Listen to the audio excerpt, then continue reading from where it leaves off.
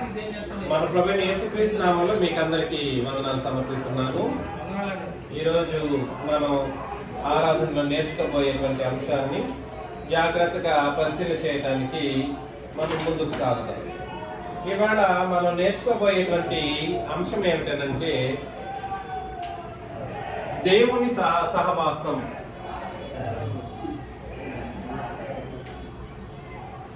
దేవుని సహవాసము.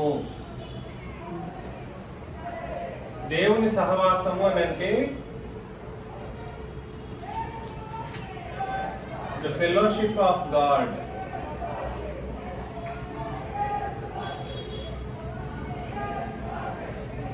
Fellowship of God అని అంటే దేవుని యొక్క సహవాసం లేదా దేవునితో సహవాసం, దైవ సహవాసం అని కూడా చెప్పవచ్చు. ఏమని కూడా చెప్పవచ్చు? దైవ సహవాసము అని కూడా చెప్పవచ్చు. దైవ సహవాసం గురించి మనం ఆలోచన చేసేటప్పుడు దేవునితో సహవాసం అనేది చాలా మంది ఏమనుకుంటుంటారు, ఏదేదో లోకంలో వాళ్ళు లేదా బైబిల్ చదివిన వాళ్ళు కూడా సరే అనేక విధాలుగా తమదైన శైలిలో వివరణలు ఇచ్చుకుంటూ ఉంటారు. కానీ క్రొత్త నిబంధన ఏం చెప్పింది అనేది మన యొక్క సంగతి. అందరూ చెప్పింది చెప్తారు, కానీ క్రొత్త నిబంధన ప్రకారం అయితే అందరూ చెప్పరుగా. ఏ దోస్తే మాట్లాడుకుంటూ తిరుగుకుంటూ మేము దేవునితో సహవాసంలో ఉన్నామని చెప్పుకునే వాళ్ళు ఉన్నారు. కానీ క్రొత్త నిబంధన ఏం చెప్పింది? దేవునితో సహవాసం అంటే ఏమిటి, అది ఎలా ఉంటుంది, అది ఎలా సాధ్యమవుతుంది? ఇప్పుడు దేవుడు అనే ఆయన మనకు కనబడడు. దేవుడని ఆయన కనబడతాడా? కనబడి మీతో సహవాసంలో ఉంటాడా? ఉండడు. ఆయన ఎవరికి కనబడడు.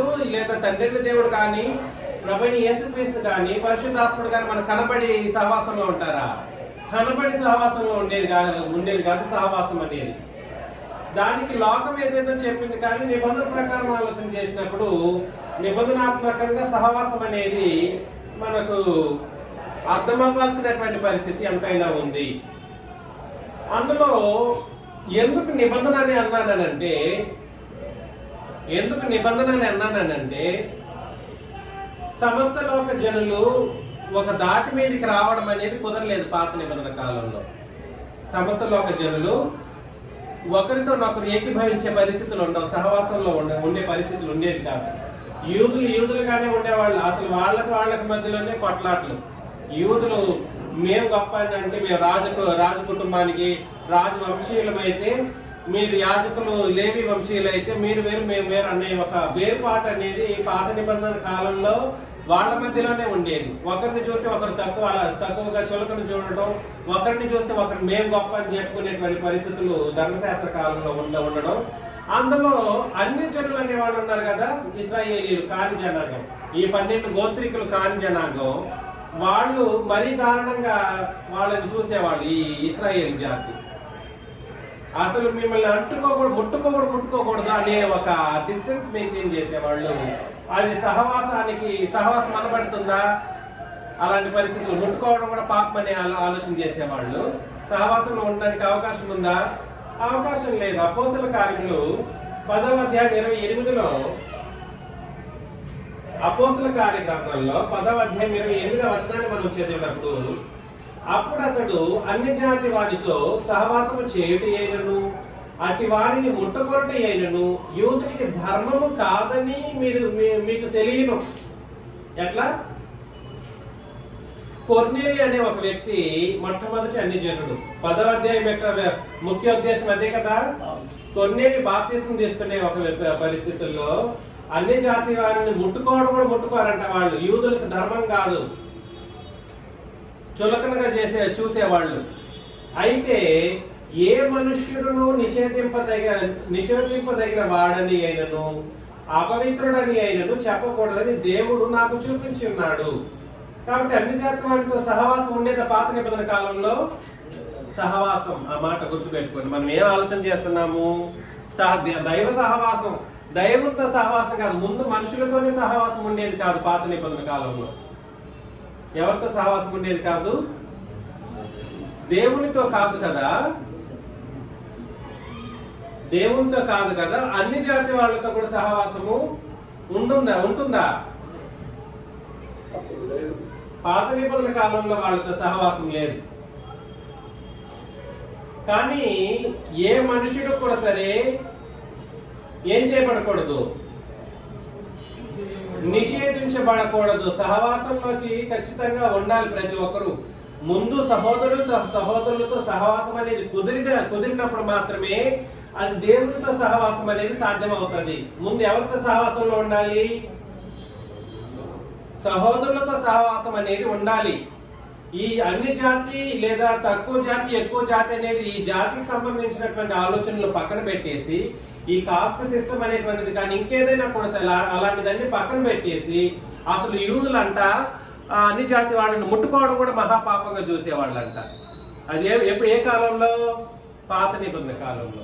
దాన్ని అలాంటి ముట్టుకోకుండా ద్వేషాన్ని పుట్టించింది ఏ నిబంధన అంటే పాత నిబంధన. ద్వేషాన్ని, వాళ్ళని ముట్టుకోవడం మహాపాపం అని వీళ్ళేమో పెద్ద పవిత్రులు అన్నట్టు, వాళ్ళేమో అపవిత్రులు అన్నట్టు. నిజంగా ఆ దారుణంలోనే ఉండింది పరిస్థితి కూడా. కానీ ఏ మనుష్యుడు కూడా సరే దేవుని ముందు నిషేధింపదగిన వాడు కాకూడదు అన్నది దేవుని యొక్క సంకల్పం. ఏ ధర్మశాస్త్రం అయితే ఏ ఇశ్రాయేలీయులను అన్ని జనులను ద్వేషించేటట్లుగా చేసిందో, ఇశ్రాయేలీయులకు అన్ని జనులకు మధ్య విద్వేషాన్ని పుట్టించిందో, ఆ ధర్మశాస్త్రాన్ని యేసు ప్రభు ఏం చేశారు? సిలువలో కొట్టివేశారు.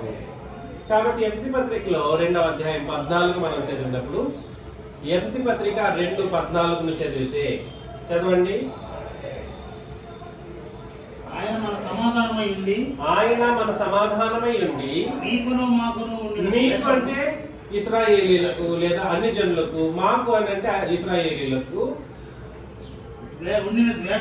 ఉండిన ద్వేషమును విధి రూపకమైన ఆజ్ఞల గల ధర్మశాస్త్రమును తన శరీరమందు కొట్టివేయుట చేత మధ్య గోడను పడగొట్టి మన ఉభయలను ఏం చేసెను? ఇది చూడండి దయచేసి. క్రీస్తు యొక్క సిలువలో ఏం జరిగిందనంటే, ధర్మశాస్త్రం అనే పాత నిబంధన పత్రం ఏం చేయబడింది?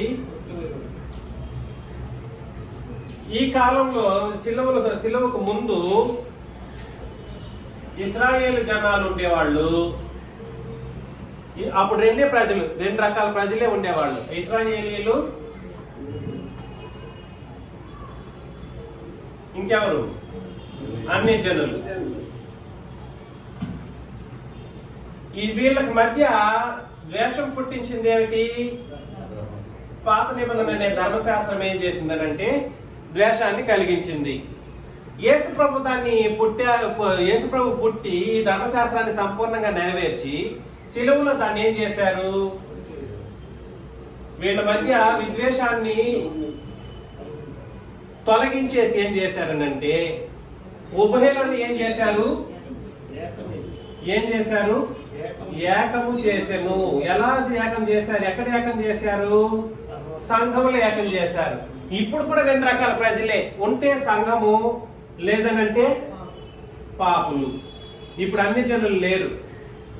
అన్ని జనులు అంటే ఇశ్రాయేలీయులు కాని వాళ్ళని అన్ని జనులు అంటారు. కానీ ఇప్పుడున్న వాళ్ళని పాపులు అని చెప్పాలి కానీ అన్ని జనులు అని చెప్పడానికి అవకాశము లేదు. ఇప్పుడు ఉంటే వీళ్ళేమో పవిత్రులు, వీళ్ళు అపవిత్రులు, పాపులు.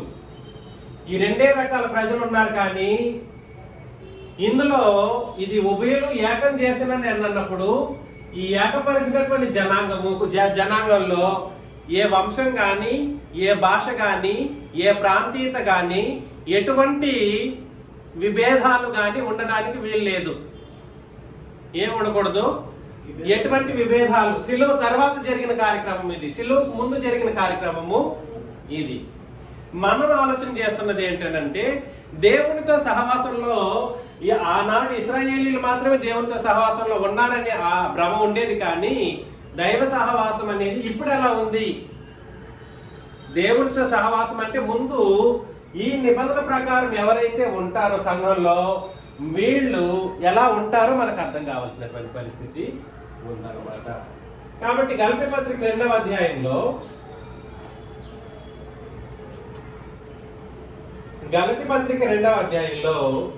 6 నుండి 9 వచనాలను నేను చదువుతాను.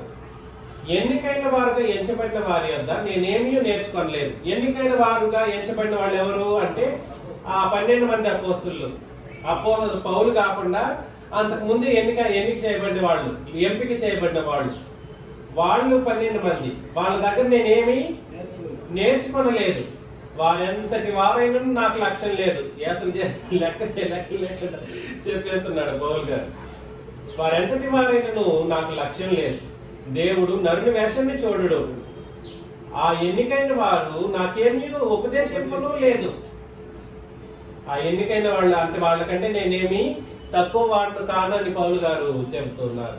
అయితే సున్నతి పొందిన వారికి బోధించుటకి సువార్త పేతురుకి ఎలాగ అప్పగింపబడినో అలాగూ సున్నతి పొందని వారికి బోధించుటకి నాకును అప్పగింపబడినని వారు చూచినప్పుడు, అనగా సున్నతి పొందిన వారికి అపోస్తుడవుటకు పేతురునకు సామర్థ్యం కలుగజేసిన వాడే అన్య జనులకు అపోస్తుడవుటకు నాకును సామర్థ్యం కలుగజేసినని వారు గ్రహించినప్పుడు, స్తంభములుగా ఎంచబడిన యాకోబు, కేఫా, యోహాను వారు నాకు అనుగ్రహింపబడిన కృపను కనుగొని, మేము అన్ని జనులకును తాము సున్నతి పొందిన వారికి అపోస్తులుగా ఉండవలనని చెప్పి తమతో పాలివారమనుటకు సూచనగా నాకును బర్నబాకును కుడి చేతిని ఇచ్చిరి అని అన్నాడు అనమాట. ఇక్కడ ఒక మాట మనకు అర్థం కావాలి. సహవాసము అనే మాట ఇజ్ ఈక్వల్ టు పాలివారు. సహవాసము అన్న పాలివారు అని అన్న ఒకటే. ఇక్కడ ఇంతకు ముందేమో అన్ని జనులు ఇశ్రాయేలు, వీళ్ళకి అపోస్తులు 12 మంది, వీళ్ళకి అపోస్తులుడు ఒక ఆయన. వీళ్ళిద్దరూ కూడా సరే ఏమయ్యారు అపోస్తులు. వాళ్ళెంతటి వారు లక్ష్యం కాకపోయినప్పటికీ, వాళ్ళ దగ్గర నేను ఏది నేర్చుకోకపోయినప్పటికీ కూడా సరే ఖచ్చితంగా నేనేం చేయాలి, వాళ్ళే వచ్చి ఏం చేశారంట, కుడి చేతిని ఇచ్చి పాలివారు. ఏ విషయంలో పాలివారు అవడానికి? తమతో పాలివారు మనకు సూచనగా నాకును బర్నబాకును కుడి చేతిని ఇచ్చిరి అని అన్నారు. ఒక విషయం గుర్తుపెట్టుకోండి, ఇది లోకంలో సంగతి అని అనుకోకండి. కుడి చేతిని ఇవ్వడం అని అంటే అర్థం ఏమిటనంటే సహవసించటం. కుడి చేతిని ఇవ్వడం అని అంటే థ్యాంక్స్ అనే ఆలోచన వస్తుంది చూడండి. థ్యాంక్స్ అంటే థ్యాంక్స్ కాదు, నేను మీతో సహవాసంలో ఉంటున్నాను అని చెప్పే ఆ మాటకు చిహ్నమే ఏమిటన్నాడంటే కుడి చేతిని, ఇద్దరు కుడి చేతులు కలుపుకోవడం. అర్థమవుతుందా? ఈ విషయాన్ని బట్టి అమెరికా లాంటి పాశ్చాత్య దేశాలు ఏం చేసాయి అంటే కుడి చేతిని ఇస్తే మనం కలిసి ఉన్నామనే ఉద్దేశంతో చేతులు కలపడం అనేది జరిగింది. దాన్ని ఇప్పుడు అందరూ కూడా సరే వాళ్ళ దగ్గర నేర్చుకున్నందుకు, వాళ్ళు ఎక్కడి నుండి నేర్చుకున్నారు, ఎక్కడి నుండి నేర్చుకోలేదు, ఇక్కడ నుండి నేర్చుకున్నారు. అసలు మీరు కలిసి ఉన్నాము అని చెప్పుకోవడానికి చిహ్నంగా ఏం చేస్తారు, కుడి చేతులు కలుపుతారన్నమాట. కాబట్టి బోధించేటువంటి ఒక పరిస్థితుల్లో అపోస్తులు సున్నతి పొందిన వాళ్ళకి 12 మంది అయితే, సున్నతి పొందిన వాళ్ళకి పౌలు గారు అపోస్తులుడిగా దేవుని యొక్క సువార్తను చెప్పేటువంటి విషయంలో ఖచ్చితంగా ఎవరైనా కూడా సరే వాళ్ళకి వాళ్ళు ఏమయ్యారు, చేతులు కలిపారు. అందుకని చేతులు కలపడం అంటే అర్థం ఏమిటంటే ఏకపరచడం, ఏకీభవించి ఏకగ్రీవముగా ఉండడం, లేదా సహవాసంలో ఉండడం, లేదా పాలివారై ఉండడం. పాలివారు అని అన్న సహవాసము అని అన్న రెండు ఒకటేనండి, అది వేరు పదాలు కాదు. మీరు కానీ ఇంగ్లీష్ లో చూస్తే ఫెలోషిప్ అనే పదమే ఇక్కడ కూడా వాడబడి ఉంటుంది, అర్థం చేసుకోండి. కాబట్టి మనం ఏం అర్థం చేసుకుంటున్నామనంటే క్రొత్త నిబంధన సంఘంలో అపోస్తులు పేరును బట్టి వేరుగా ఉన్నప్పటికీ బోధ విషయానికి వచ్చేసి ఏం చేశారు, ఒకటే సువార్తను ప్రకటించడం కొరకు ఏమయ్యారు, ఒకరి చేతులు ఒకరు కలిపారు. అలా కలిసి ఉండడం అంటే అర్థం ఏమిటంటే సహవాసంలో ఉండడం. ముందు ఇక్కడ సహవాసం లేకపోతే అక్కడ దేవుడితో సహవాసం అనేది కుదిరే పని కాదన్నటువంటి సంగతిని మనం అర్థం చేసుకోవాలి. నేను కూడా సేమ్ ఎగ్జాక్ట్లీ ఇట్లాంటి ఒక ఎక్స్పీరియన్స్ పొందాను. రోమిలకు రాసిన పత్రిక 15:25 మనం చదివితే, మొన్న దినాన నేను కూడా ప్రయాణంలో వైజాగ్ వెళుతూ ఉన్నప్పుడు నా ట్రైన్ మిస్ అయిపోతే మన సహోదరులు గుంటూరులో వచ్చి నాకు భోజనాలు అందించి వెళ్ళారు. ఈ ఎగ్జాంపుల్ ఇది ఇట్లాంటిదే జరిగింది. I really felt happy on that day. రోమిల్కి రాసిన పత్రిక 15వ అధ్యాయం 24 మనం చదివినట్లయితే, నేను స్పెయిన్ దేశమునకు వెళ్ళినప్పుడు మార్గంలో మిమ్మల్ని చూచి మొదట మీ సహవాసం వల్ల కొంత మట్టుకు సంతృప్తి పొంది మీ చేత అక్కడికి సాగనంపబడుతుందని నిరీక్షించుచున్నాను అని అన్నాడు. ఒక బోధకుడిగా సహోదరులు ఏం చేయాలి? సహవాసంలోకి ఉండాలి. గుంటూరుకి ఆ రోజు నేను వచ్చినప్పుడు హుటాహుటిన ఇక్కడ మన సహోదరులు ఉన్నవాళ్ళు నాకు భోజనం తెచ్చి నేను మధ్యలో బస్సు కూడా ఆగలేదు, నా కోసమే ఆపేసి ఒక 2 నిమిషాలు ఆహారం ఇచ్చి పరిగెత్తుకుంటూ వెళ్ళారు.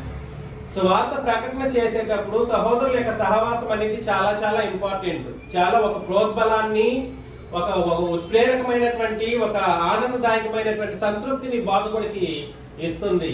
కాబట్టి సహవాసం అనేది ఎట్టి పరిస్థితుల్లో ఉండాలి అనంటే, ఈ ప్రయాణాలు, స్వార్థ ప్రయాణాల్లో సహోదరుల యొక్క సహవాసం చాలా చాలా ఒక ఏమంటారు,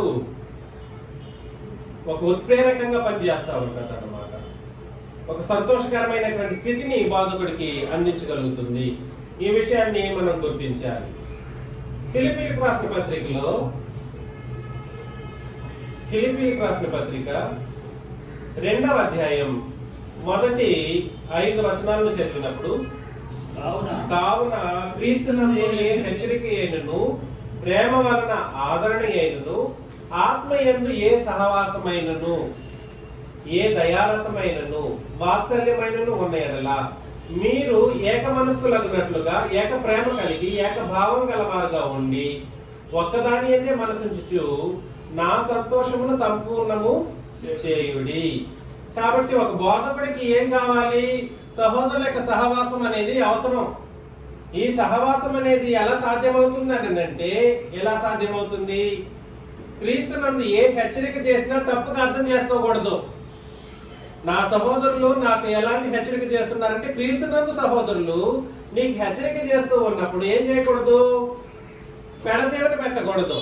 పెడచెవిన పెడితే ఏమవుతుందనంటే అపార్థాలకు గురి అవుతారు. అదేవిధంగా ప్రేమ వలన ఆదరణ అయినను, ఆత్మయందు ఏ సహవాసమైనను, ఏ దయారసమైనను, వాత్సల్యమైనను ఉన్న ఎడల మీరు ఏక మనస్కులగునట్లుగా ఏక ప్రేమ కలిగి ఏక భావం గలవారుగా ఉండి ఒక్క దాని ఎందే మనసుంచుచు నా సంతోషమును సంపూర్ణం చేయుచున్నారు అని అన్నాడు అన్నమాట. ఈ సంఘము ఏకత్వము ఎలా పొందుకుంటుంది అని అంటే, ఒక్క దాని యందు మనసుంచినప్పుడు మాత్రమే సాధ్యమవుతుంది. ఒక్క దాని యందు అని అంటే ఏంటో తెలుసా మీకు?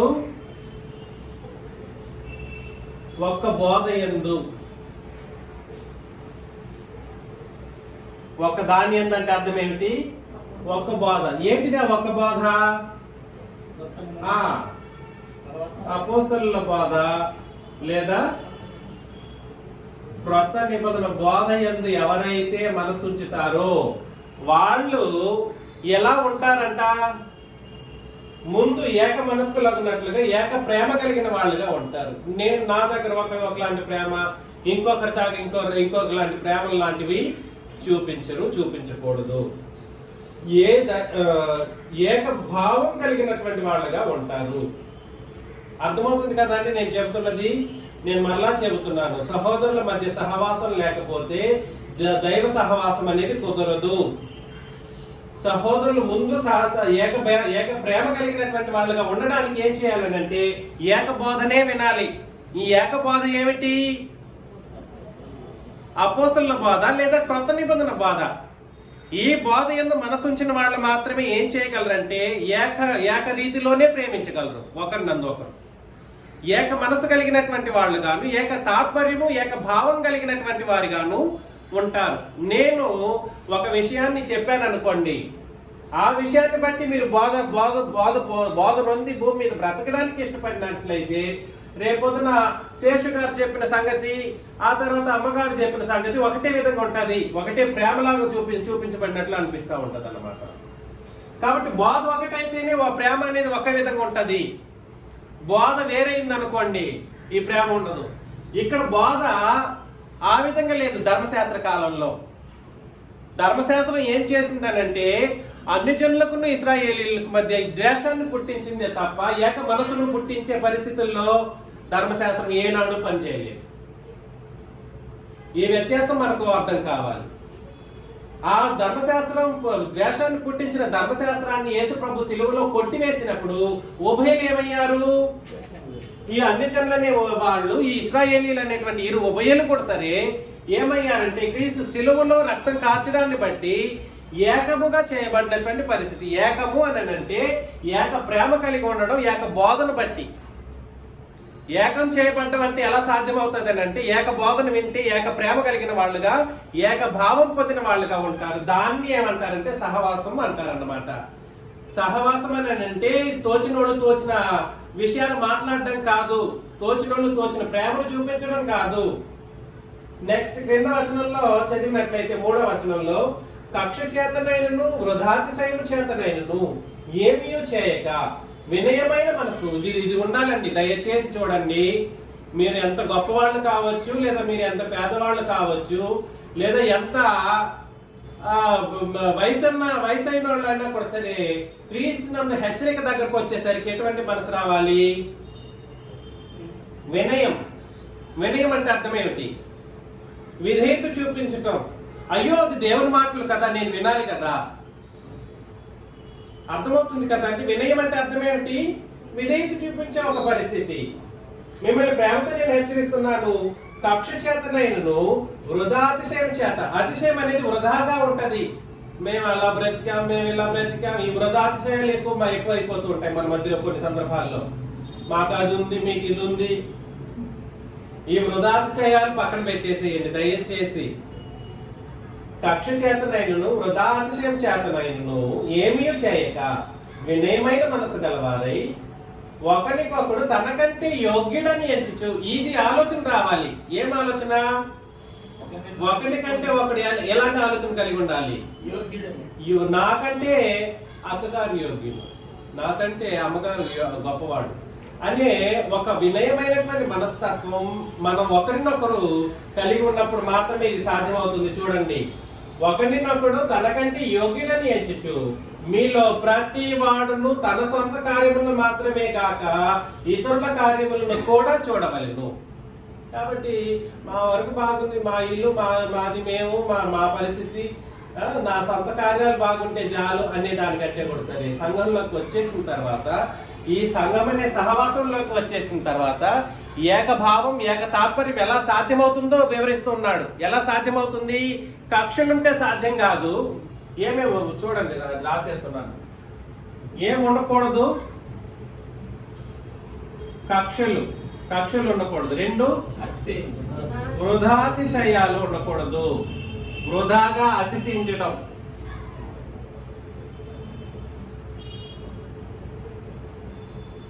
తర్వాత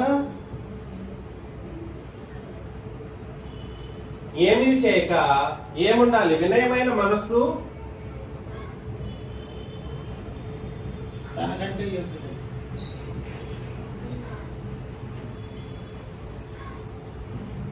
కలిగి ఉండాలి. ఇవి 2 ఉండకూడదు.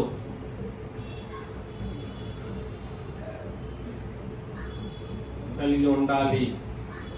తర్వాత ఒకరికంటే ఒకరు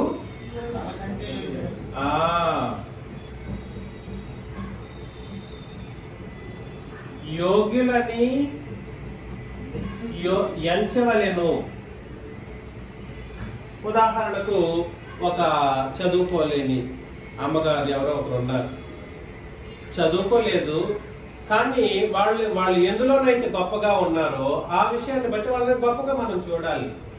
ఏదైతే తక్కువగా ఉన్నారో వాళ్ళని ఆ కోణంలో చూడకుండా వాళ్ళు ఏ కోణంలో గొప్పగా ఉన్నారో ఆ కోణంలో చూసి మనకంటే వాళ్ళు ఆ స్థితిలో గొప్పగా ఉన్నారనేటువంటి తనకంటే గొప్ప స్థితిని వాళ్ళలో మనం చూడాలి. అప్పుడు మాత్రమే ఆ ఈక్విలిబ్రియం అనేది సాధ్యం అవుతుంది. అంటే ఈ ఏకత్వం అనేటువంటిది కుదురుతుంది. లేదంటే అది కుదరదు సుమి. మళ్ళా చెబుతున్నాను, మనం ఈ ఏకత్వం పొందుకోకపోతే మాత్రం మనం సహోదరుల మధ్యలో సహవాసంలో ఉండలేము. దీనిని ఏమన్నాడంటే క్రీస్తుకు కలిగిన మనస్సు అని అన్నాడు. 5వ వచనం. అది ప్రతి ఒక్కరు కూడా సరే ఆలోచన చేయండి. ఈ 5వ వచనాన్ని మాత్రమే చెప్తుంటారు. ఈ మనసు అంటే ఈ మనసు అంటే ఏ మనసో చెప్పరు. ఏ మనసు? క్రీస్తులకు కలిగిన ఈ మనసును మీరును కలిగి ఉండడి అని అన్నాడు. ఈ మనసు అంటే ఏ మనసు అని అంటే ఆయన ఏనాడు ఒకరి మీద ఎవరి మీదనూ కక్ష సాధింపు చేయలేదు. వృధాగా ఏ సందర్భంలోనూ ఆయన ఏనాడు అతిశయించిన వాడు కాదు. ఆ తర్వాత వినయమైనటువంటి మనసు కలిగిన వాడు క్రీస్తు యేసు.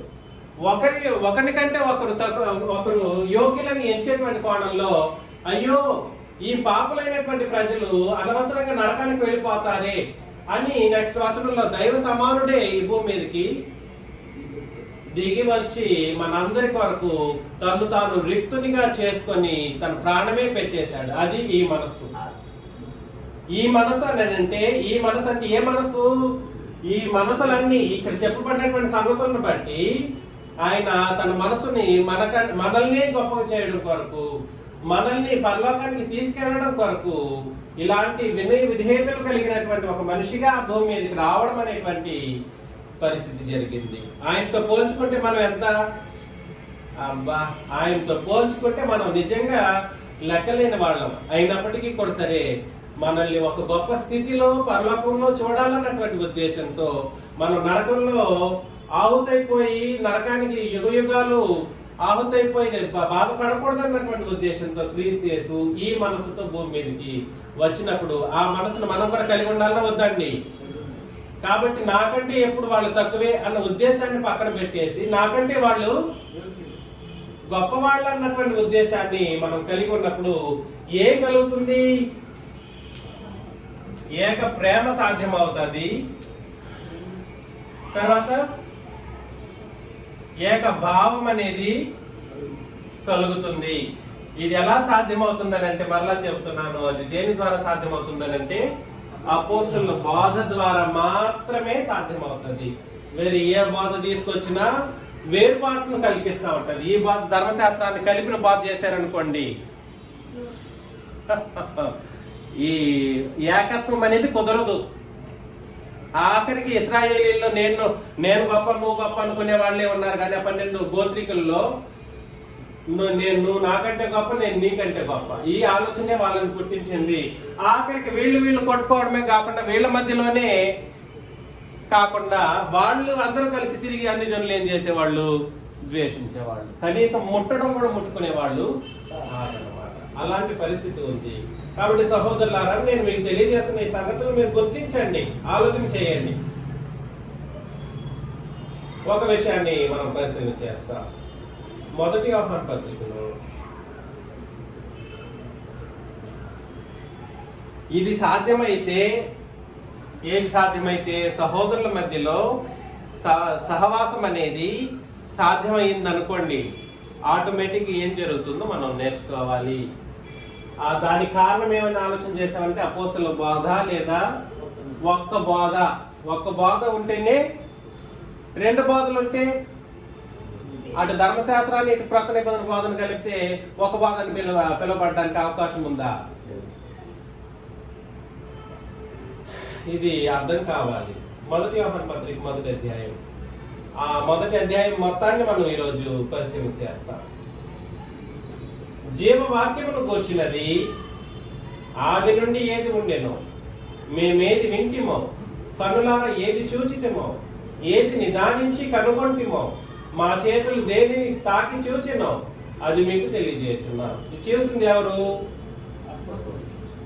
అపోస్తలులు చూశారు. జీవవాక్యమును గూర్చినది ఆది నుండి ఏది ఉండెనో, మేమేది వింటిమో. విన్నవాళ్ళు ఎవరండి? సంఘమా?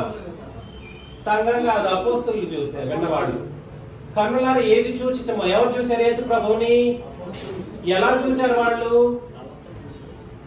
వినండి ఒకసారి, ఇది మాట గుర్తు అర్థం చేసుకోండి.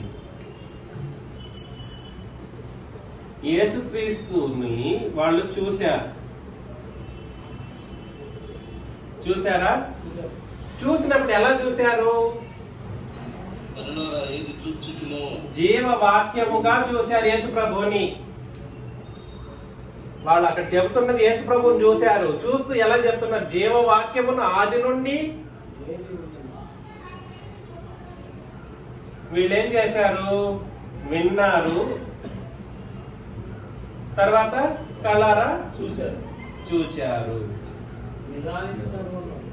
తర్వాత నిదానించి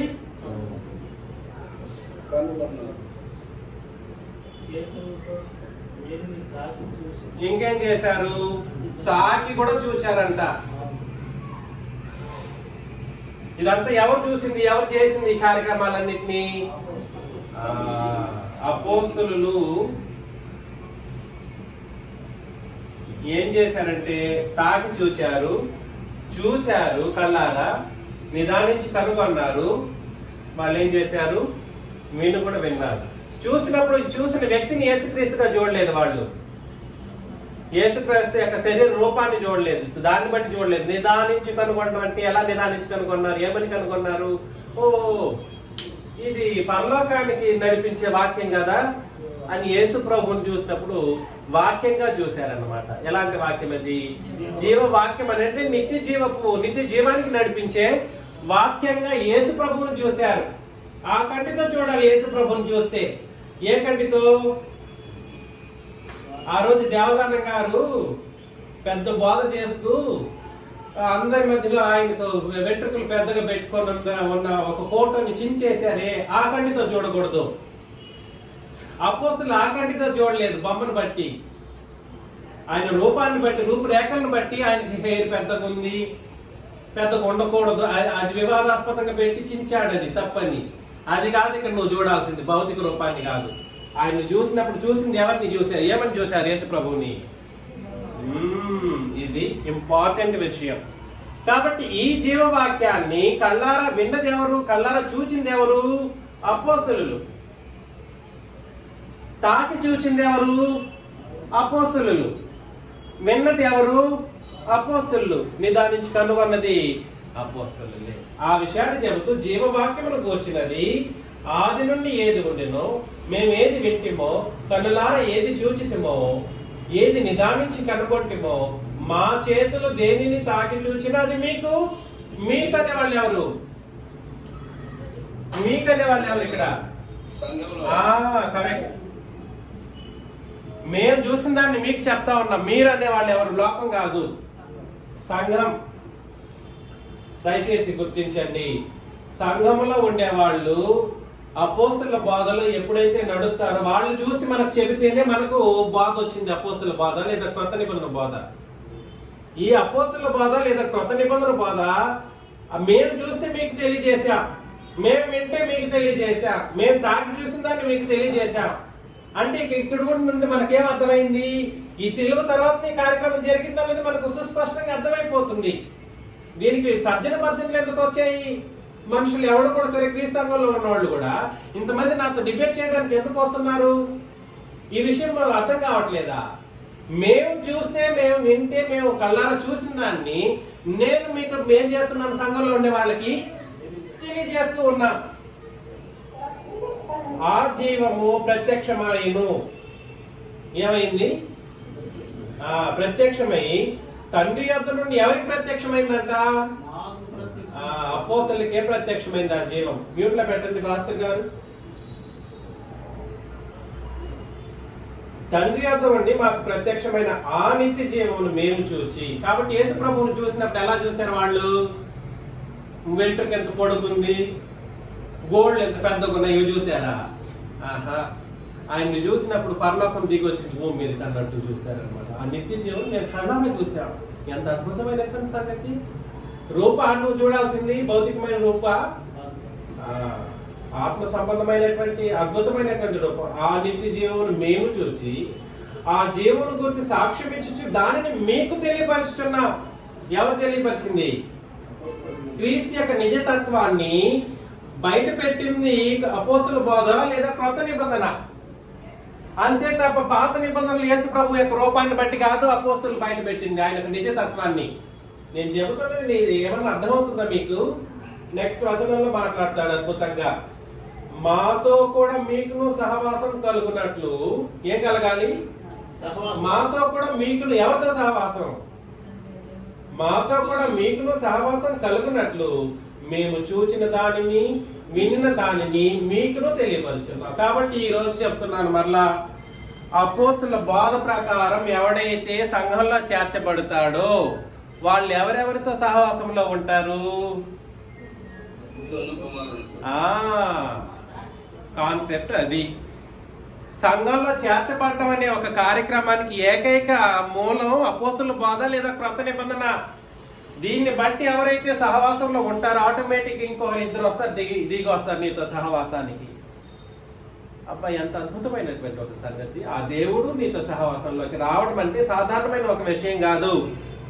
ఆ సాక్షాత్తు నిత్య జీవమే నీ దగ్గరికి దిగి వచ్చిందనంటే అర్థం చేసుకోండి, యేసుక్రీస్తే నీ ముందుకు వచ్చాడు, సహవాసానికి దిగి వస్తాడు. దిగి వచ్చేటట్లుగా చేసింది ఏంటిది?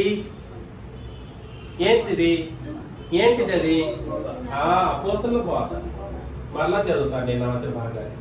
మాతో కూడా మీకును సహవాసం కలుగునట్లు మేము చూచిన దానిని వినిన దానిని మీకును తెలియపరుచున్నాం. మన సహవాసం అయితే, మన అన్నాడు అంటే అర్థం ఏమిటి? అపోస్తులు ప్లస్ సంఘము. మన సహవాసం అయితే తండ్రితో కూడాను ఆయన కుమారుడైన యేసుక్రీస్తుతో కూడాను ఉన్నది. అద్భుతమైనటువంటి ఒక పరిస్థితి.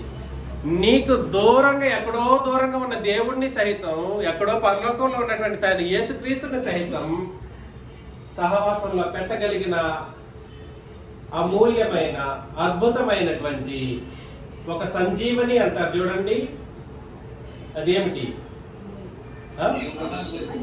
అపోస్తులు రాసినటువంటి క్రొత్త నిబంధన. అపోస్తులతో సహవాసంలో తండ్రిని దేవుడు యేసుక్రీస్తు ఉన్నారు.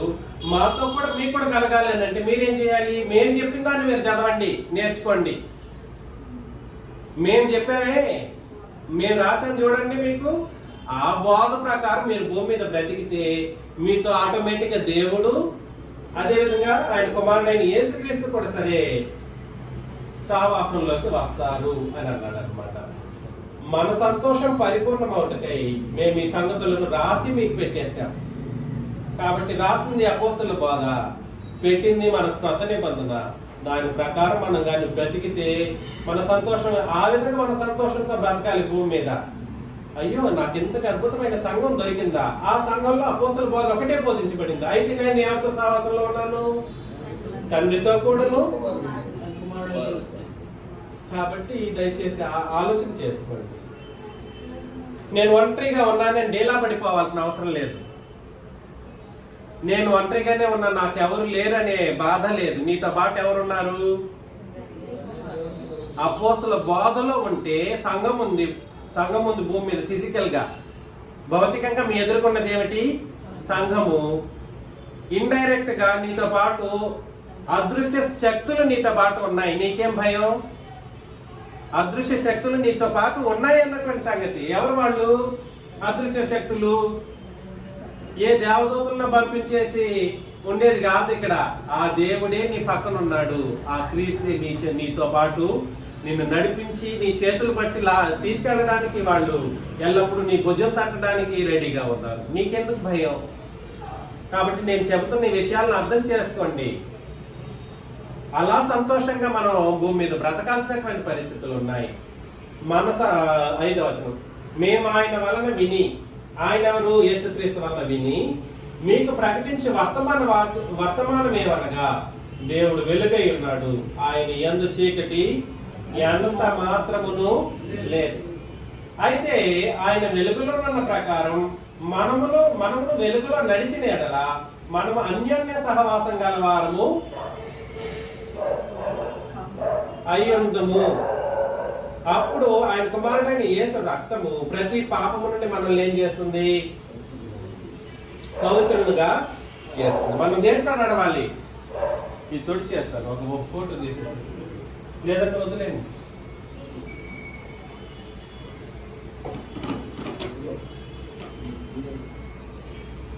డస్ట్ ఎక్కడుంది?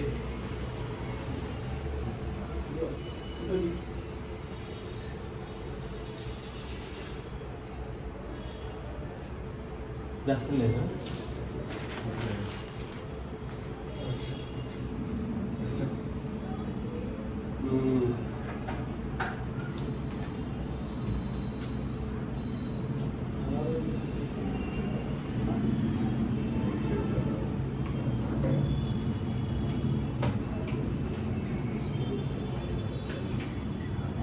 దయచేసి గుర్తించండి.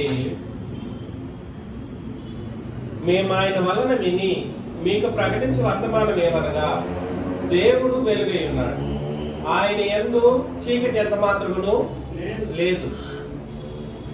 ఆయనతో కూడా సహవాసం గలవారమని చెప్పుకొని చీకటిలో నడిచిన ఏమైపోతాం? దేవునితోనూ క్రీస్తుతోనూ సహవాసంలో ఉన్నాం, అంటే సంఘంలో ఉన్నాం. సంఘం అనేది అపోస్తలుల బోధలో కార్యక్రమాలు జరిగిస్తూ ఉంది. సంఘం అపోస్తలుల బోధలో ఒకటి ఏం కలుగుతుంది? సహవాసం కలుగుతుంది. ఎవరెవరికి కలుగుతుంది సహవాసం?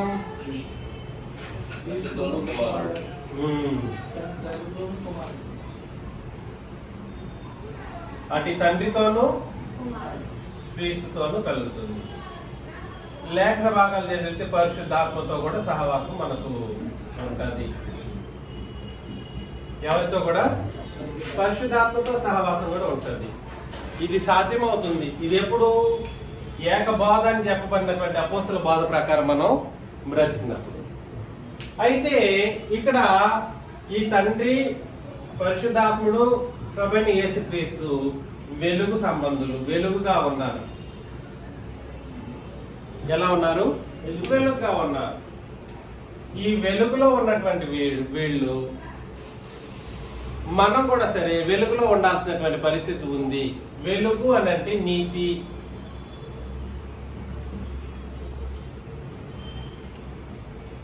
లేదా పాపము లేని స్థితి, లేదా పరిశుద్ధ స్థితి, లేదా పవిత్రమైనటువంటి స్థితి. ఈ వెలుగులో అలా కాకుండా చీకట్లో ఉన్నారనుకోండి. చీకట్లో ఉండడం అంటే అర్థం ఏమిటి? చీకట్లో నడిచిన ఎలా మనం అబద్ధమాడొచ్చు, సత్యమును జరిగింపకుందు. అయితే ఆయన వెలుగులో ఉన్న ప్రకారం మనమును వెలుగులో నడిచిన ఎలా మనం అన్యోన్య సహవాసం గలవారమై ఉంటాం. ఎప్పుడు వెలుగులో నడవడం అంటే అర్థం ఏమిటంటే ఈ బాధ ఏదైతే ఉందో ఇదే వెలుగు. ఈ వెలుగులో, ఈ అపోస్తలుల బాధ అనేటువంటి వెలుగులో మనం నడిస్తే ఎటువంటి సహవాసం అది?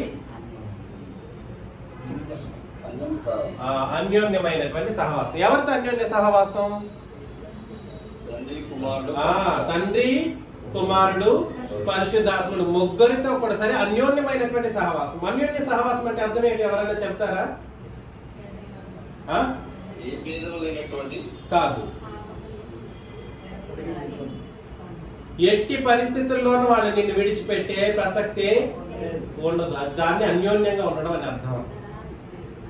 అపోస్తలుల బోధలో ఎవరైతే ఉంటారో ఆ బోధ ప్రకారం ఎవరు బ్రతుకుతారో వాళ్ళని ఎట్టి పరిస్థితుల్లోనూ తండ్రి గాని, కుమారుడు గాని, పరిశుద్ధాత్ముడు గాని విడిచిపెట్టడు.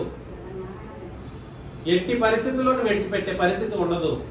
ఎప్పుడు అనంటే ఈ బోధని వెలుగులో నడిచినప్పుడు. అర్థమవుతుంది కదండి? అయితే చీకట్లో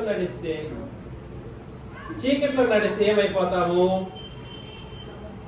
6వ వచనం మరొకసారి. ఆయనతో కూడా సహవాసం గలవారమని చెప్పుకొని చీకట్లో నడిచిన ఎట్లా మనం అబద్ధమాడుచు సత్యమును జరిగింపుకుందాం. అంటే అర్థం ఏమిటంటే ఈ వెలుగును మనం ఏం చేయలేము, ఈ అపోస్తలుల బోధను ఏం చేయలేము, జరిగించుకుంటూ ఉంటాం. నేను చాలా సంగతి స్కిప్ చేస్తూ వెళ్ళిపోతున్నాను, ఎందుకంటే ఇది వివరించడం కొంచెం కష్టంగానే ఉంది. దయచేసి గుర్తించండి. అయితే వెలుగులోకి మరలా వచ్చేసామనుకోండి, చీకట్లో ఒకవేళ నడిచిన వెలుగులోకి వచ్చేసామనుకోండి, అప్పుడు ఏం చేస్తాడంట? వెలుగులో ఉన్న ప్రకారం మనము వెలుగులో నడిచిన ఎట్లా మనం అన్యోన్య సహవాసం మరలా మనకు వచ్చేస్తుంది. అప్పుడు ఏం చేస్తాడు? అన్యోన్య సహవాసంలో ఉన్నవాళ్ళు ఆయన కుమారుడైన యేసు రక్తం ఏం చేస్తుందనంటే ప్రతి పాపము నుండి మనలను అని అన్నాడంటే సంఘాన్ని పవిత్రులుగా చేస్తుంది. కాబట్టి ఒకవేళ అబద్ధం ఆడారు లేదా చీకట్లో నడిచారు, ఏం చేయాలి? మరలా క్రొత్త నిబంధన ప్రకారం సరిదిద్దుకోవాలని దాని అర్థం. క్రొత్త నిబంధన ప్రకారం సరిదిద్దుకుంటే యేసుక్రీస్తు రక్తం ఉంది, ఆ రక్తం నిన్నేం చేస్తుంది? ప్రతి పాపం నుండి ఏం చేస్తుంది? పవిత్రులుగా చేస్తుంది. చాలా ఇంపార్టెంట్ సంగతి. కానీ ఇలా చెప్పుకునే వాళ్ళు లేరు. ఏ తప్పు చేశారు మనసులో లేదా ఆలోచనలు అనేవాడు. ఆ వాళ్ళకి నెక్స్ట్ వచనంలో చెప్పేస్తున్నాడు, మనం పాపము లేని వారమని చెప్పుకొని నేడల మనలను మనమే మోసపుచ్చుకుందుము మరియు మనలో ఏముండదు. కాబట్టి శేషు గారు ఆలోచన చేయాలి ఎక్కువ, నేను ఎప్పుడు ఏ తప్పు చేయను అని అనుకున్నారు అనుకోండి, నేనే గొప్ప, నేను అంత యేసుక్రీస్తు అంత పరిశుద్ధుడిని అని అన్నారనుకోండి శేషు గారు లాంటి వాళ్ళు, ఏమవుతుంది పరిస్థితి? మనలో ముందు ముందు సత్యాన్ని తీసేస్తాడు. మన పాపములను మనం ఒప్పుకొని ఎడల సంఘంలోకి వచ్చేసిన తర్వాత పాపాలను ఒప్పుకోవడం అనేది ఖచ్చితంగా చేయాలి. ఒప్పుకోవడం అంటే ఎట్లా తిరిగి లోకంలో జరిగినట్టు కాదు. ఒక అతను కూర్చుని ఉంటాడు ఒక పెట్టి లోపల, అతని దగ్గరికి వెళ్ళి వీళ్ళు చెవుల్లో చెప్తా ఉంటారు, నేను ఈ పాపం చేశాను, నన్ను ఏం చేయమంటావని. అతను దానికి ఒక సొల్యూషన్ చెప్తాడు. అట్లాంటిది కాదు. ఒప్పుకోవడం అంటే ఎలాగా? మన పాపములను మనం ఒప్పుకొని ఎడలా ఆయన నమ్మదగిన వాడును నీతిమంతుడు కనుక ఆయన మన పాపములను ఏం చేస్తాడు? ముందు క్షమించి సమస్త దుర్నీతి నుండి మనల్ని ఏం చేస్తాడు? అద్భుతమైనటువంటి అవకాశం అపోస్తలుల బోధలో నీకు నాకు పెట్టినటువంటి అవకాశం. మనం పాపమే చేయలేదు అని చెప్పుకొని ఎడల 10 ఆయనను అబద్ధికునిగా చేయవారు మగుదుము, మరి ఆయన వాక్యం మనలో తీసేస్తారు. మిమ్మల్ని నేను ప్రేమగా హెచ్చరిస్తున్న విషయం ఏంటంటే చీకటిలో నడవకూడదు. ఎవరు? అన్యోన్య సహవాసం దేవునితోనూ క్రీస్తుతోనూ కలిగినటువంటి వాళ్ళు, పరిశుద్ధాత్మకు అన్యోన్య సహవాసంలో ఉన్న వాళ్ళు పాపము చేయకూడదు. ఖచ్చితంగా చేయకూడదు. పాపం అంటే చీకటిలో నడవడం అంటే ఏమనుకుంటున్నారు? ఏ వ్యభిచారమో, ఏ దొంగతనమో, ఏ అదో అనుకుంటున్నారా? మరి ఏమిటి?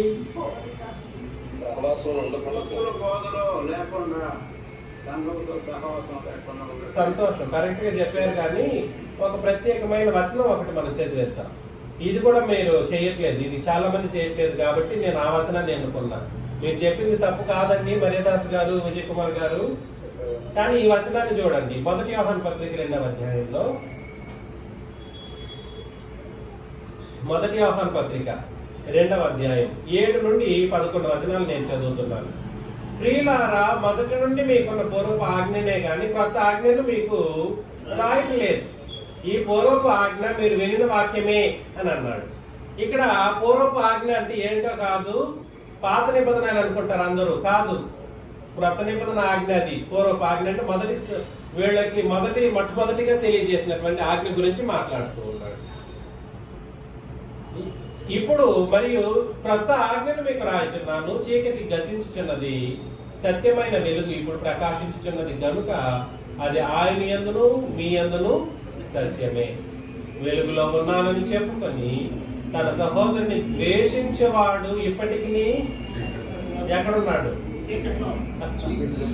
దయచేసి ఈ ద్వేషపూరితమైనటువంటి మాటలు ఎట్టి పరిస్థితుల్లోనూ మన సంఘంలో రాకూడదు. ఒకరిని ఒకరు ద్వేషించడం పక్కన పెట్టేసేయండి. ప్రేమించే వాళ్ళు మాత్రమే సహవాసంలో ఉంటారు, అన్యోన్య సహవాసంలో ఉంటారు. వాళ్ళ పాపాలే క్షమించబడతాయి సంఘంలో చేర్చబడిన తర్వాత. ఒకవేళ తప్పు చేసినా కూడా వాళ్ళ పాపాలు క్షమించబడతాయి. చీకట్లోనే ఉన్నవాడు ఎవడు? ద్వేషించేవాడు. వెలుగులో ఉన్నానని చెప్పుకుంటారు, నేను అపోస్తలుల బోధలోనే ఉన్నాను, క్రొత్త నిబంధన సంఘంలో చేర్చబడ్డాను, సంతోషంగా ఉన్నాను అనుకోవడం కాదు. సహోదరుని ద్వేషించిన ఎడల వాడు ఏమైపోతాడు? చీకట్లోనే ఉన్నాడు. తన సహోదరుని ప్రేమించేవాడు వెలుగులో ఉన్నవాడు. అతని యందు అభ్యంతర కారణం ఏమీ లేదు. తన సహోదరుని ద్వేషించేవాడు చీకటిలో ఉండి చీకటిలో నడుచుచున్నాడు. చీకటి అతని కన్నులకు ఏం చేస్తుంది? రొట్టితనం కలుగు చేసిన కనుక తాను ఎక్కడికి పోచున్నాడు అతనికి తెలియదు. కాబట్టి వెలుగులో ఉన్నానని నరకంలో వెళ్ళిపడిపోవడం కాదు ఇక్కడ జరగాల్సింది. చీకటిలో ఉండి సహోదరుల్ని ద్వేషించే ఒక కార్యక్రమం చేసేవాళ్ళు ఎక్కడికి వెళ్ళిపోతారు? వాళ్ళు ఎక్కడ వెళ్ళరనే దృక్పథంతో ఉంటారు. నరకాన్ని వెళ్ళనే వెళ్ళనని ఆలోచనలో ఉంటారు. కానీ ఆఖరికి ఎక్కడ ఉంటారు? ఆటోమేటిక్ గా నరకానికి వెళుతూ ఉన్నారనమాట. తాను ఎక్కడికి పోచున్నానో తెలియకుండా నరకంలో వెళ్ళి పడిపోయేటువంటి ప్రమాదంలో కూరుకుపోయే వాళ్ళు ఎవరు? సహోదరుణ్ణి వాళ్ళు తప్పులు బట్టి ద్వేషించే కార్యక్రమాన్ని కొంతమంది అంటారు. ఇదంతా నీకు నువ్వు చేయాల్సింది కాదు. నీ ఆజ్ఞ ఏమిటి? దేవుడు ఆ సహోదరుడిని ప్రేమించడం. ఆ సహోదరుడు నిజంగా అపోస్తల బోధ ప్రకారం బ్రతికేటట్లుంటే ప్రేమించడమే నువ్వు చేయవలసినటువంటి కార్యక్రమం. ద్వేషించే విధంగా ఎవరు కూడా సరే కార్యక్రమం చేస్తే నువ్వు ఇంకా ఎక్కడ ఉన్నావు? చీకట్లో ఉన్నావు. చీకట్లో ఉండే వాళ్ళకి ఏమైనా తెలుస్తుంది? కళ్ళు ఏమి తెలియదు. వెళ్తూ ఆ చీకటి నిన్ను ఎక్కడికి తీసుకెళ్ళిపోతుంది అని అంటే నరకంలో వెళ్ళి పడిపోయేలా చేస్తారు. నేను దొంగతనం చేయట్లేదు, నేను ఎవరు కడుపు కొట్టలేదు, నేను అన్ని బాగానే ఉన్నాను, నేను వ్యభిచారం చేయట్లేదు, నేను అది చేయట్లేదు అని ఉండిపోవడం కాదు. ద్వేషించడం మహాపాపం. ద్వేషించడం ఏ పాపం? మహాపాపం. ఎంతటి మహాపాపం అంటే నేను నరకంలోనే పడవేసే అంత పాపం అన్నమాట సహోదరుని ద్వేషించడం అనేది. కాబట్టి పరలోకం వెళ్ళాలి అని నిర్ణయించుకున్న వాళ్ళు అపోస్తల బోధలో ఉంటారు, ఈ వెలుగులో నడుస్తారు. ఈ వెలుగులో ఉన్న వాళ్ళు ప్రేమించడం అనేటువంటి ఒక కార్యక్రమాన్ని జరిగించేటప్పుడు సంఘం మధ్యలోనే తిరిగి లోకాన్ని ప్రేమించే వాళ్ళు కాదు. లోకంలో ఉన్న మనుషుల్ని వీళ్ళకంటే ఎక్కువ ప్రేమించడానికి అవకాశం లేదు. లోకంలో ఉండే వాళ్ళని సంఘంలో ఉండే వాళ్ళకంటే ఎక్కువ ప్రేమించడానికి అవకాశం లేదు. మన వాళ్ళు అలా ఈ విషయంలో రక్త సంబంధం గురించి ఆలోచన చేసినప్పుడు ఇక్కడ ఉండే వాళ్ళు ఒకరికొకరు ప్రేమించడానికంటే బయట వాళ్ళని ఎక్కువ ప్రేమించే ప్రమాదంలో కూరుకుపోతూ ఉంటారు. అలా ఉండడానికి కూడా దయచేసి ఉండకూడదు, ఆలోచన చేయండి. ఫిలిప్పీలకు రాసిన పత్రికలో ఫిలిప్పీ పత్రిక 3వ అధ్యాయం 9 నుండి 11 వచనాలు చదివినప్పుడు, క్రీస్తును సంపాదించుకొని ధర్మశాస్త్ర మూలమైన నా నీతిని గాక క్రీస్తునందలి విశ్వాసం మూలమైన నీతి అనగా విశ్వాసమును బట్టి దేవుడు అనుగ్రహించి నీతి గలవాడినై ఆయన యందు అగపడు నిమిత్తము ఏ విధము చేతనైనను మృతుల్లో నుండి నాకేం కలగాలి? మనకందరికి కావాల్సింది అది. మన ప్రభు రానే వస్తాడు, ఖచ్చితంగా రాకుండా ఏం పోడు. ఆయన వచ్చినప్పుడు నిన్ను లేపుతాడా, లేపి తనతో పాటు తీసుకెళ్లిపోతాడా అనడం కొరకే ఆలోచనలో మన భూమి మీద బ్రతకాలి. దానికి ధర్మశాస్త్రం పనికి వస్తుందా? ధర్మశాస్త్ర నీతి దయచేసి గుర్తించండి. అదే నేను చెప్తున్నది. అందరూ కలిపి బోధిస్తున్నారు. సర్వలోకం ఈ మార్గం తప్పిపోయింది. బైబిల్ బోధ కాదు. ధర్మశాస్త్రం వల్ల నీతి నాకు కాదు. ఏ నీతి కాదు వద్దన్నాడు ఇక్కడ? క్రీస్తును సంపాదించుకొని ధర్మశాస్త్ర మూలమైన నా నీతిని కాక క్రీస్తునందరి విశ్వాస మూలమైన నీతి అనగా విశ్వాసమును బట్టి దేవుడు అనుగ్రహించు నీతి గల వాడిని అనగా క్రొత్త నిబంధన నీతి కలిగిన వాడిని ఆయన యందు అగపడు నిమిత్తము ఏ విధము చేతనైనను ఎట్లయినా పర్లేదు నేనేం చేయాలి? నా ప్రభు వచ్చినప్పుడు మృతుల్లో నుండి నాకు పునరుత్థానం కలుగవలనని ఆయన మరణం విషయంలో సమానానుభవం గలవాడినై ఆయన పునరుత్థాన బలముని ఎరుగు నిమిత్తము ఆయన శ్రమలలో పాలివాడగుట ఎట్టిదో ఎరుగు నిమిత్తమును సమస్తమును నష్టపరుచుకొని వాటిని పెంటతో సమానంగా ఇక్కడ ఆయన శ్రమలలో పాలివాడగుట అనే మాటను ఏమన్నాడంటే శ్రమలలో సహవాసం కలిగి ఉండడం. యేసుక్రీస్తు శ్రమలలో సహవాసంలో ఉండే ఒక పనిలో పౌలు గారు ఉన్నాడంట. కారణం ఏంటి? నేను ఆయన వచ్చినప్పుడు ఎలాగైనా కూడా సరే ఏం చేయబడాలి? మృతుల్లో నుండి పునరుత్థానం రావాలంటే పరలోకానికి పోవాలని అంత పట్టుదలతో ఉన్నాడు పౌలు గారు. దానికి ధర్మశాస్త్రం పనికి వస్తుందా? పనికి రానే రాదు. ఈ రోజు మనం బ్రతికేటువంటి మన బ్రతుకి అపోస్తలు ఒకటి మాత్రమే, అపోస్తల బోధ మాత్రమే నిన్ను సహవాసంలో పెంచి ఉంచగలుగుతుంది. ఈ సహవాసాన్ని బట్టి మాత్రమే ఎవరైనా కూడా సరే ఎక్కడికి వెళ్ళగలుగుతారు? పరలోకానికి వెళ్తారు. అంటే మృతుల్లో నుండి ఏం చేయబడతారు? రెండవ పునరుత్థానం. అది మొదటి పునరుత్థానం అయినా ఇదే దీని ప్రకారమే జరగాలి. రెండవ పునరుత్థానం కూడా సరే దేని ప్రకారమే జరుగుతుంది? అపోస్తలుల బోధ లేదా క్రొత్త నిబంధన బోధను బట్టి మాత్రమే జరుగుతుంది. చివరిగా కొరింథీయులకు రాసిన మొదటి పత్రిక మొదటి అధ్యాయం 8-10 వచనాల్లో చదివినప్పుడు మన ప్రభుని యేసుక్రీస్తు దినమందు, ఏది ఆ దినం? ప్రభు దినం అంటే ఏ దినం? ఆరాధన దినమా? I'm repeating it again. The Lord's Day is never called the worship day. ప్రభు దినం అనేది ఏనాడు కూడా సరే ఆరాధన దినంగా అభివర్ణించబడలేదు కొత్త నిబంధన మొత్తంలో. ప్రభు దినం అంటే యేసుక్రీస్తు దినం అంటే ఆయన రాకడ దినాన్ని మాత్రమే సూచిస్తుంది. ఏ దినం అది? ఆయన రాకడ దినాన్నే ప్రభు దినం అని అనాలి. ఆరాధన దినాన్ని ప్రభు దినం అనకూడదు. ప్రతి ఒక్కరు ఆ ఆరాధన దినాన్ని ఏమంటారు? ప్రభు దినం అని అంటారు. అది కాదు. ఎవరు చెప్పారు? ఎక్కడ చెప్పింది వాక్యం? ఎక్కడా లేదు వాక్యం. ఎంత అబద్ధం కదండి, చాలా అబద్ధం అది. కాబట్టి మన ప్రభుని యేసుక్రీస్తు దినమందు మీరు నిరపరాధులై ఉన్నట్లు అంతము వరకు ఆయన మిమ్మల్ని స్థిరపరచును. మన ప్రభుని యేసుక్రీస్తు అని తన కుమారుని సహవాసములకు మిమ్మల్ని పిలిచిన దేవుడు నమ్మదగిన వాడు. ఎందుకంటే ఆయన సహవాసంలో ఉంటే ఆయనకు నమ్మకత్వాన్ని నీ యందు చూపిస్తాడు. ఏమని ఏమని ఏమని నమ్మకత్వాన్ని కనపరుస్తాడు? పరలోకానికి తీసుకెళ్లేటువంటి నమ్మకత్వం నీకు చూపిస్తాడు అనమాట. నేను చెప్పానా, నా కుమారుని సహవాసంతో మీరు వస్తే మిమ్మల్ని నేనేం చేస్తాను? పరలోకానికి తీసుకెళ్తాను అనేటువంటి ఒక పరిస్థితిలో మాట్లాడుతూ ఉన్నాడు. సహోదరులారా, మీరందరూ ఎన్ని భావాలు?